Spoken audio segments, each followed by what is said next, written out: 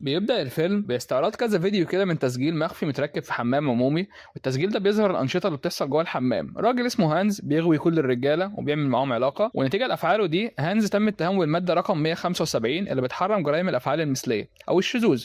في سنة 1945 خد أول حكم حبس لمدة سنتين، وفي الوقت ده حاول يهرب من السجن بس حارس السجن قدر يمسكه، وبسبب اللي عمله هانز أخد في النهاية عقوبة حبس انفرادي لكذا يوم. وفي نفس الوقت هانز قابل لأول مرة فيكتور اللي هيكون زميله في الزنزانه. في البدايه كان مع فيكتور في نفس الزنزانه وما كانوش يعرفوا بعض قبل كده، وهانز كان شغال برضه خياط كده، يعني بيقعد يعيد تدوير الهدوم بتاعه الجنود النازيين قبل كده.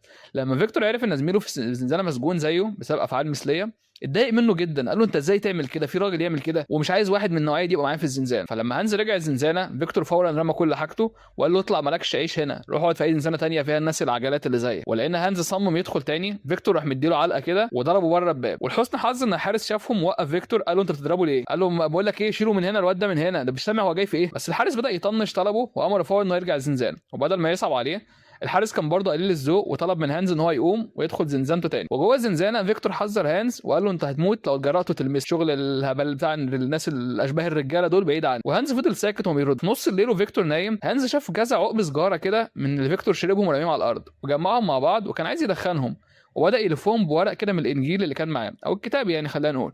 ولما جه ياخد ولعت فيكتور عشان يولع السيجاره، فيكتور صحي فجاه كده ولقى ايد هانز. قال له انت بتعمل ايه انت عبيط؟ وفي الوقت ده فيكتور شاف الرقم اللي كان محفور على ايد هانز اللي هو رقم المعتقلات، وهانز بدا يغطيه فورا ويرجع سريره وما شربش حتى السيجاره. وتاني يوم في ساحه السجن هانز طلب ولعه كده من اتنين تانيين يولعوا له سيجاره، يعني بالذات اللي هو كان مكرمشها من امبارح دي، بس ما حدش رضي يديله حاجه وطنشوه. فيكتور كان في الناحيه التانيه بيراقبه من بعيد، بس برضه كان متردد يديله الولاعه بتاعته ولا الحاجات الهبل اللي هو جاي فيها دي والشذوذ مخليه قرفان منه. وهو بياكل كان ساعات بيبص لهانز كده بكره، ومع ذلك اسلوب هانز خلى قلب فيكتور يحن شويه. وفي الاخر قال لك انا هديله الولاعه. وبعد ما خلص اكل اداله وبدا اخيرا يشرب هانز السيجاره بتاعته. وبعدها فيكتور سال عن الرقم هو ايه الرقم اللي شفته على ايدك امبارح ده، الوشم ده، وعرف ان هانز كان منقول من سجن او معتقل تاني، وفيكتور عرض عليه ان هو يغطي الرقم ده بوشم جديد. وبالصدفه فيكتور كان عنده القدره ان هو بيعرف يعمل وشم اصلا ويرسم تاتو كده. ورغم انه كان متردد بس هانز وافق. وتاني يوم فيكتور سرق فحم من المطبخ بالسر كده وهو شغال هناك، وهانز برضه سرق ابره كده من مكنه الخياطه اللي كان بيستخدمها، وبدا يعمل له الوشم فعلا بالليل. فلما فيكتور سال هانز هو انت عايز وشم ايه، هانز قال له ايه مش عارف اي حاجه. وبداوا يتكلموا وفيكتور قال له هو ما بيقدرش يعيش من غير الستات. فهانز رد عليه وقال له عادي بقى تتعود. قال له يعني ايه قصدك ايه، يالا انا هوقف رسم التاتو ده خالص. وتاني يوم حارس السجن جه كان بيفتش في الزنزانه، فالحارس شاف وشم مش كامل على ايد هانز. فهانز وفيكتور سكتوا كده لما الحارس سال مين اللي عمل ده، وبدا يفتش في كل ركن، وفي الاخر لقى المكان اللي فيكتور كان مخبي فيه ادوات الرسم. فيكتور فضل ساكت لما حارس سال مين صاحب الحاجه دي، وفي الاخر هانز قال لك بتاعتي انا يا حضره الضابط، واتحكم عليه بالانفرادي في غرفه ضلمه وضيقه. وبعد ما خلص عقوبه الانفرادي دي هانز كمل عيشته في نفس الزنزانه مع فيكتور، وفيكتور اخيرا خلص الوشم اللي على ايده ده. لحد في النهايه ما هانز خرج من السجن. ولما جه يودع فيكتور، فيكتور طلب منه ما يعملش كده تاني ولا العادات اللي كان بيعملها دي، وطلب منه انه يبعت له سجاير من وقت برضه للتاني وما يقطعش بيه. وبعد كام سنه هانز بقى حر هو كمان بره السجن. وهانز كان في علاقه مع شاب اسمه اوسكار، بس لان علاقاته وقتها كانت لسه جريمه جنائيه يعني، فهانز وحبيبه اتمسكوا في السجن واتسجنوا سنه 1957. وهو في السجن هانز ما قدرش يتحكم في رغباته واتمسك وهو بيجبر اوسكار ان هو يعملوا علاقه تاني في السجن، وعشان كده هانز خد حكم انفرادي مره تانية. وبعد ما خلص حكم الانفرادي ده هانز واوسكار اتفصلوا عن بعض وكل واحد بقى في زنزانه لوحده. وهانز واوسكار ما كانوش بيقدروا اصلا يتقابلوا الا وقت الراحه بس في ساحه السجن. فلما هانز شاف اوسكار في الساحه راح له فورا قال له في ايه بتهرب مني ليه، بس اوسكار كان خايف جدا ان هانز يقرب، وكان لسه زعلان ان اسلوب هانز الهمجي ده هو اللي خلاه يتحكم عليه بالانفراد. بس هانز ما اهتمش بكده وسال اوسكار زنزانتك فين وبتشتغل ايه وانا هجي لك فيها ما تقلقش. اوسكار قال له الزنزانه رقمها كذا وشغال في الدهانات هنا في زنزانات الحجز. فهانز قال له ان شغل اوسكار ده ممتع لانه دايما بيشم هوا نظيف على الاقل، بس اوسكار ما وافقوش في الراي وكلامه وقف لما الحراس طلب منهم يتفرقوا.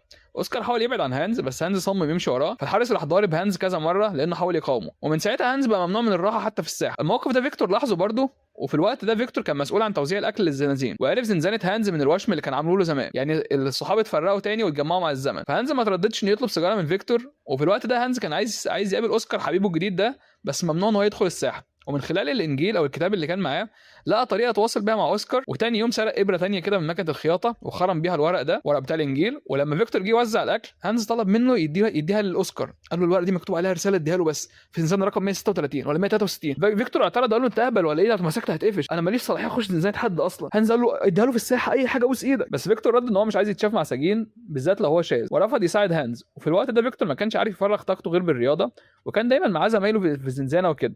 فتاني يوم وهو بيوزع الاكل بلغ هانز ان هو موافق يساعده لو عمل له خدمه. فهانز قال له اوامرك، اعمل لك اللي انت عايزه. فيكتور قال له انا عايزك تساعدني افرغ الرغبه اللي عندي دي. فهانز قال له انا فاهم. قال له يعني ايه مش فاهم؟ عايز اطلع الرغبه اللي جوايا دي. قال له لا انا ما بعملش كده مع اي حد. فيكتور اتضايق جدا وراح قافل الباب ورجع عن الطلب اللي هو قاله. بس قبل ما يمشي هانز نادى عليه وقال له خلاص موافق، اعمل اللي انت عايزه. وبعد ما عمل كده هانز ادى ورقه الانجيل ده عشان يوصله لاوسكار. وفي اللحظه دي فيكتور راح ورا الزنزانه اللي هانز قال له عليها، وقبل ما يسلم الانجيل ده بص من الفتحه كده وشاف ان الشخص اللي جوه هو الشاب اللي كان مع هانز في الساحه، او اللي هو يعني كان ماشي معاه ومصاحبين. ومع ذلك ادى الورقه دي ووصل له الرساله. فيكتور بص تاني عشان يعرف ايه السر ورا الرساله دي بالذات، بس وقف بص كده لما اوسكار لف ناحيته فما قدرش يخمن ايه اللي وراه. واوسكار عرف المعنى ورا الانجيل ده وفهم ان الخروم اللي عاملها هانز كانت معلمه على كلمات معينه. واوسكار قدر يفك شفره رساله الحب بتاعت هانز. وهانز برضه بعت له رساله لاوسكار انه ما يقومش من سريره لما الحراس يجوا يفتشوهم بالليل. وفي الليله دي اوسكار اتعاقب فعلا ان هو بينام في العراء كده او نايم بعيد يعني، وشاف هانز هناك. وبعد ما الحراس مشيوا هانز راح حضنه جدا اوسكار، بس اوسكار حاول يتجنبه برضه. وهانز عرض عليه الجاكيت بتاعه بس اوسكار رفض. واوسكار سال هانز انت ليه عملت كده؟ ومن كلامهم عرفنا ان اللي هم الاثنين اتمسكوا في فضيحه جوه السجن، وده اللي خلاهم يتفصلوا وكل واحد ياخد حكم انفرادي. واوسكار كان لسه زعلان من اسلوب هانز اللي مش مقدر الموقف، وبالدموع في عينه قال له ان هم مش هيعرفوا يعيشوا مع بعض. فهانز حاول يواسيه وقال له احنا هنروح المانيا الشرقيه لان حياه الناس اللي هي المثليه دي هناك مقبوله اكتر. فاوسكار ابتسم كده للحلم ده وكان فاكره بيهزر او حاجه مستحيله يعني، ومع ذلك طبطب على هانز وعملوا علاقه. وهانز قال له ان هو بيحبه بس اوسكار ما ردش عليه. المشهد بعدها بيظهر لقطات فيديو لحظات جميله كده بين اوسكار وهانز قبل ما يتقبض عليهم. والمشهد برضه بيقرا رساله رد لهانز كتبها اوسكار في الانجيل ده، وكانه بيدور على اخر رساله كتبها اوسكار لهانز. وتاني يوم وفيكتور والتانيين شغالين في المطبخ شافوا واحد بينتحر وبيرمي نفسه من فوق سطح السجن. فيكتور اتصدم لما شاف اللي انتحر ده هو اوسكار حبيب هانز، في حين ان هانز ما كانش لسه عارف لانه ممنوع يدخل الساحه. وبعدها بشويه الحارس جه زنزانته وقال لي يروح الساحه يرتاح. فهو رايح كان بيدور بعينه على اوسكار، بس لاحظ ان كل متجمع حوالين حاجه وعمالين يبصوا له، فاكتشف ان هو انتحر. اوسكار حبيبه انتحر. وراح لفيكتور اللي كان بيلعب لودو مع التانيين وقال له هو اوسكار فين؟ هو انتحر بجد؟ قال له ما بقاش موجود خلاص. قال له يعني ايه؟ الحراس خدوه يعني؟ قال له هو اختار يمشي يا ابني ورمى نفسه من فوق السطح. هانز ما صدقش وفيكتور بعد عنهم كده كلهم وفضل يدور حواليه ولسه مش شايف اوسكار وبدا يتلخبط. فيكتور سايب عليه وراح رايح له كده وقال له يا ابني طب انت عايز؟ قال له ابعد عني ابوس ايدك. في اللحظه دي فيكتور حاول يقوي هانز وحضنه في نص الساحه، وهانز بدا يعيط بجد بهستيريا. وفيكتور ما رضيش يسيبه من الحضن ده، وقعوا هما الاثنين مع بعض على الارض. والحراس جم يفرقوهم، وفيكتور حاول يقاوم الحارس وصمم يفضل ماسك في هانز وما يسيبش ايده رغم ان الحارس ضربه، وكان باين عليه ان هو بيحميه وبدا بجد يعني يحبه بجد. وبعد ما قضى سنتين في الانفرادي هانز خرج، وفيكتور كان لسه مكمل حكم ال 20 سنه. ورغم انه دخل السجن كذا مره هانز ما بطلش افعاله واتمسك تاني في حمام عمومي مع شاب اسمه ليو المره دي سنه 68. فهانز رجع السجن تاني وبعد تفتيش دقيق كده اخذ زنزانه لوحده، اشتغل خياط وشاف ان فيكتور شغال هناك برضه. وفيكتور اتفاجئ لما شاف هانز قال له يا ابني وانت كل مره تروح وتيجي في مصيبه ما تلم نفسك شويه. فهانز برضه كان فرحان وقال له انت وحشتني جدا. وهما الاثنين شافوا ليو الشاب اللي كان في الحمام ده اللي هو ممسوك مع هانز، وطلعوا انه اتمسك قبل هانز وشغال خياط برضه. كانوا بيقعدوا يبصوا لبعض، وبدا بالليل هانز يلف سجاره كده. وتاني يوم ليو جه ينظف الزنزانه بتاعت هانز، وهانز ساله انت اتمسكت فين؟ فليو قال له في الحمام. بالصدفه هانز اتمسك في نفس المكان، وهما الاثنين عرفوا ان هم قابلوا بعض قبل كده بس ما حدش رضي يقول. ولما السجناء راحوا الساحه فعلا هانز شاف ليو بيتهان من السجناء التانيين، فراح لهم وحاول يبعد ليو عنهم. فواحد منهم راح خابط هانز كده، وهانز راح رادد الضربه. فالخناقه كانت قدام الحراس، وفيكتور كان متضايق من اللي بيحصل. فهانز خد انفرادي، وفيكتور ما نسيش يديله سجاير طول فتره الانفراد. وبعد ما هانز خرج من الانفرادي وهو بيدخن قدام شباك الزنزانه شاف ليو جاي ينظف اوضته تاني، وطلب من ليو يقفل الباب ويشرب معاه سجاره. وقعدوا يتكلموا، وليو قال له على فكره انا كنت مدرس. وبداوا يقربوا من بعض كده ويقعدوا مع بعض بالليل طول الوقت. ومن ناحيه تانية فيكتور لاحظهم وبان عليه الغيره، ازاي حبيبه القديم ده ماشي مع واحد تاني دلوقتي حتى لو فيكتور ده قاتل على فكره. وتاني يوم في الحمام هانز قرب من ليو وهمسله ان هو ما يقومش من سريره عشان يعرفوا يعملوا علاقه يعني. ورغم انه كان مستغرب بس ليو عمل اللي هانز قال له، اللي هو لما الحراس يجوا ما يقوم. ولما الحراس جم يفتشوا ليو فضل في سريره وعامل نفسه نايم، فعشان كده تعاقب ينام في اوضه مفتوحه لوحده. وهناك قابل هانز اللي كان مستنيه، وطلع ان هانز عمل نفس الحركه عشان يتقابل. وهانز طلب من ليو يقعد جنبه وبداوا يقربوا من بعض وعملوا علاقه. وبعد العلاقه ليو سال له هو انت بتعمل كده كتير؟ هانز قال له لا كتير. فليو اقتنع ان هانز بيحبه بجد، وقعدوا يتكلموا اتمسكوا ازاي. وهانز عرف ان ليو اتمسك بسببه حتى، وان ليو اعترف للبوليس ان هانز اكبره، بس البوليس ما صدقش وفضل محبوس. والصبح رجعوا زنزانتهم تاني، وفيكتور طبعا كان متضايق جدا وغيور، وبالذات حذره من الشاب الجديد ده اللي هو ليو.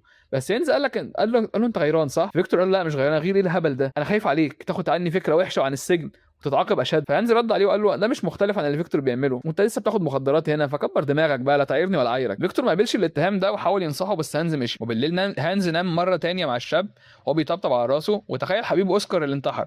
وبعدها من غير ما ليو يعرف هانز كتب رساله اعتراف ان هو اللي اكبر ليو على الفعل ده، وده اللي خلى ليو يطلع براء، يعني ضحى بنفسه عشان. فليو اتفاجئ لما عرف هم رايحين المحكمه، وقال له انت ليه عملت كده؟ هانز رد وقال له ده اللي انت كنت تستحق، وانت ما تستحقش السجن، انا بحبك اكتر من نفسي. فليو قال له انا ما كنتش عايزها بالطريقه دي، وعلاقتنا مصيرها ايه كده؟ هانز قال له ما كانش في بيننا اي علاقه، فليو بدا يتصدم كده وسكت، وفي الاخر خرج من السجن. وفي الوقت ده هانز فضل في السجن وشغال خياط عادي.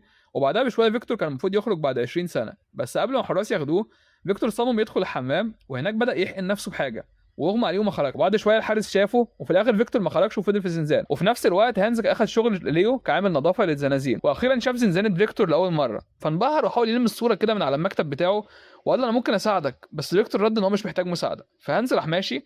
بس بعد كام يوم فيكتور طلب من الحارس ينقل هانز معاه في نفس الزنزانه، اللي هو نرجع لبدايه الفيلم خالص، نفس المشهد اللي كان في الاول. وادى الحارس السلسله الذهب بتاعته رشوه يعني. وفعلا الحارس وافق، وهانز اتنقل لزنزانه فيكتور وبقى مهتم بيه وبيرعاه وهو عيان وبيرجعه كده. وفيكتور حكى له عن قضيه القتل اللي عملها زمان، وان هو قتل الراجل اللي نام مع مراته لما رجع من الحرب ولقاها بتخون، وكان حاسس بذنب كبير وشايف انه ما يستحقهاش يعني، هي تستاهل كده. وبسبب ادمانه فيكتور ما كانش بيعرف ينام لحد الفجر، وهانز برضو كان نايم، وفيكتور يقوم يطلع الدواء اللي مخبيه. بس هانز بدا يشوفه وقال له يا ابني كفايه حرام عليك، وبدا يحضنوا بعض ويعملوا علاقه لحد الصبح. ورغم انهم في زنزانه واحده فيكتور كان لسه متردد يقرب من هانز في الساحه ولا لا، وقال له انا مش زيك ونصيحه ابعد عني. فهانز بدا يمشي، ومع ذلك قلب فيكتور بدا يوجعه ان هو فعلا بيحب هانز ده، ما كانش يعرف. فطول الليل كان يفضل سهران يفكر فيه. فراح في مره كده قايم نايم في سرير هانز ونايم في حضنه، ومن ساعتها فيكتور بدا يتجرأ ويقرب منه فعلا. وبعدها بشويه هانز قرا في مجله كده ان قانون تجريم المثليه ده اتلغى، يعني بقى عادي راجل ينام مع راجل او يعمل علاقه معاه. وقبل ما يقول لفيكتور هانز طلب منهم ان هم يحاولوا يهربوا الاول، يعني يجربوا ايه المحايله كده. وفيكتور قال له يا ابني ده مستحيل. فهانز صمم، وفيكتور زعق له وقال له عمرنا ما هيكون لينا مخرج لينا، انت بتتكلم في ايه؟ بقول لك انا محكوم هنا 20 سنه. فهانز ادام مجله، وفيكتور استغرب وفعلا ما صدقش ان القانون اتلغى، وعرف ان هانز هيخرج قريب، وبقى عليه الحزن برده ان هو هيودعه. هانز قال له انا مش هرجع السجن ده تاني بقى، انا باجي على طول ممسوك في قضيه شذوذ وبتاع. فالليله دي هانز صحي على صوت في الزنزانه وشاف فيكتور بيحاول يهرب ويكسر الشباك، فقال له طب استنى بس استنى. وبعدها لقينا هانز بيخرج من السجن، وبعد كام يوم ودخل بار اسمه جريت فريدوم مخصص الراجل اللي بينام مع راجل يعني الشذوذ. وهناك شاف راجل كده بدا يعزمه على ينزل معاه البدروم، وشاف الناس بتمارس حريتها عادي. بس المشهد ده ما حركش حاجه في مشاعر هانز، وما لقاش الراجل هناك برضه. هانز رجع البار واشترى سجاير اللي فيكتور بيحبها، وبعد ما خرج كسر محل ذهب كده بحجر واخد ذهب، وما حاولش يهرب. هو كان مستني الانذار يشتغل عشان يرجعوه السجن تاني، وقعد يدخن قدام المحل حتى والبوليس جاي، كانه بيتمنى يرجع السجن تاني عشان يقابل فيكتور. والفيلم بيخلص هنا. طب فيكتور بقى حصل له ايه عشان الحته دي ما كانتش موضحه؟ بصوا يا جماعه، فيكتور في الفيلم ده لما كان جابوه كده ان هو بيحاول يهرب وبتاع، وجابوا مشهد بعدها ان هو بيخرج خلاص، حاول يعمل محاوله هروب الفاشله دي لما عرف ان هو يسيبه، بس هانز وقفه. وبعدها فضل مسجون عادي بس مش بجسمه، يعني هو بعقله وادمان واحساسه بالذنب. وفي نفس الوقت هانز في الاخر لما بدا يعمل الجريمه دي عشان يرجع له، اثبت ان هو خلاص الحب هو اللي هيحركه ومفيش حاجه اهم منه. تعالوا بقول لكم تحليل الفيلم كده. الفيلم اسمه فيلم جريت فريدوم يا جماعه.